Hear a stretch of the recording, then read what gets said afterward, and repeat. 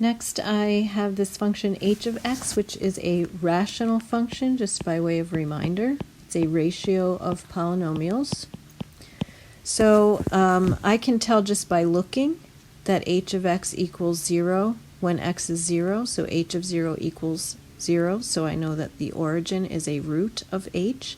But you might want to use the solve command and set h of x equal to 0 with solve and see what it gives you. But you should get that x equals 0 is a root of h. When it comes to rational functions, I'm interested also in where that function might have vertical asymptotes, so I set the denominator of my rational function equal to 0. Again, notice that I've added this piece saying I only want real solutions, and it gave me the empty set. So just to be extra sure, I did paste that denominator into my solve command and asked it to give me decimal results, and I see that I got a imaginary number. So in fact, my function h does not seem to have, I guess I better write that out, we haven't done this lately. No vertical asymptotes. The numerator is never, the denominator, take that back, I can't write and talk at the same time. The denominator is never equal to 0, and so that means h has no vertical asymptotes. Then, again, remembering my pre-calculus, I'm looking at h and I see the numerator has degree 1 and the denominator has degree 2. So it looks like y equals 0 is a horizontal asymptote for h of x, and I checked by taking the limit of h as x goes to infinity and as x goes to negative infinity. So as the inputs increase without bound, the outputs approach 0. As the inputs decrease without bound, so looking far to the left, the outputs approach 0. So y equals 0 is a horizontal asymptote. So next up, I'm checking where my derivative might be 0 or undefined, and so I ask Mathematica to find that derivative for me. Notice, again, it doesn't look like what you would get if you use the quotient rule, but then I use the together command, and I can see that I have the denominator squared in my denominator here of the derivative, so it looks like similar to what I might get if I use the quotient rule, only simplified. So then I ask Mathematica to set that first derivative equal to 0, and I get two values. Now, if those are critical numbers, then those values have to be in the domain of h. But since I already set the denominator of h equal to 0 and I got no real solutions, then I don't have any places where h is actually undefined. So in fact, these are critical points, which I have sometimes abbreviated CP of h, okay, or we could call them critical numbers.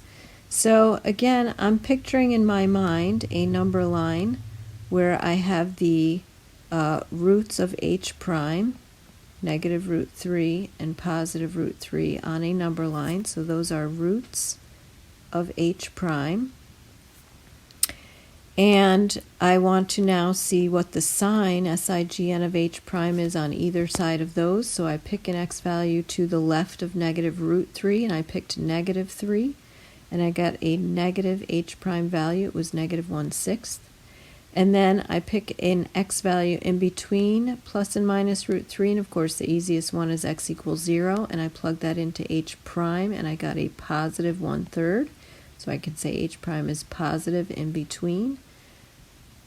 And then I picked an x value to the right of radical 3. I picked x equal 3, and I plugged that into h prime, not into h, but into h prime, and I got a negative 1/54.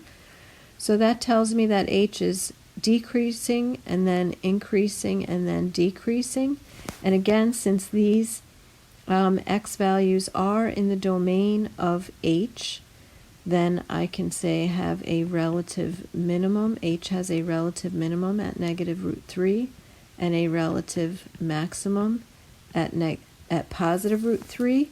And by the way, if you were interested in what is the minimum value, what is the maximum value, you could ask Mathematica to find for you h of negative root 3 and ask it to evaluate h of positive root 3. And I will let you go into this file and ask Mathematica to do that for you. Then you will have found the y values, so the actual relative min and relative max, as opposed to the locations of the relative min and max, which is what we have here with x equal negative root 3 and x equal positive root 3. Now, I noticed from the together command, the denominator of h prime is basically the square of the denominator of original function h, and I had already set that equal to 0 and got no real solutions. So there are no places where h prime is undefined as potential additional critical points, but there aren't any other places. So I'm not going to set this h prime's denominator equal to 0 because I essentially already solved that previously. All right, then I'm interested in where h might have points of inflection, so I ask Mathematica to find the second derivative of h, and again, it's pretty hard to look at. It's in 3 separate fractions, so I ask h double prime to be simplified with the simplify command. I could have also used together, and you might try using the together command and see if you get the same thing. Then I asked Mathematica to solve where's h double prime equal to 0, and I asked again only for real solutions. And I got these funky looking things, so this is just a reminder that you can use the nsolve command. This was in your Mathematica manual, but when solve gives you issues and things don't look quite right, try nsolve. And here I see that I do get, in fact, actual real number answers. These are not imaginary. And I'm giving you here with the plot command another way aside from a number line approach to figure out whether h in fact has inflection points. So I see my roots. Here's the root at x equal negative 2.5-ish. Here's the root at x equal negative 0.7-ish, and then over here there's a root at x equal 3.2-ish, and it looks, first of all,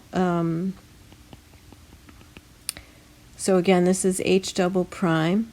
H double prime is negative to the left of this first root, so h is concave down, and then in between the roots at x equal negative 2.5 and x equal negative 0.7, I see that h double prime is positive, so h would be concave up there.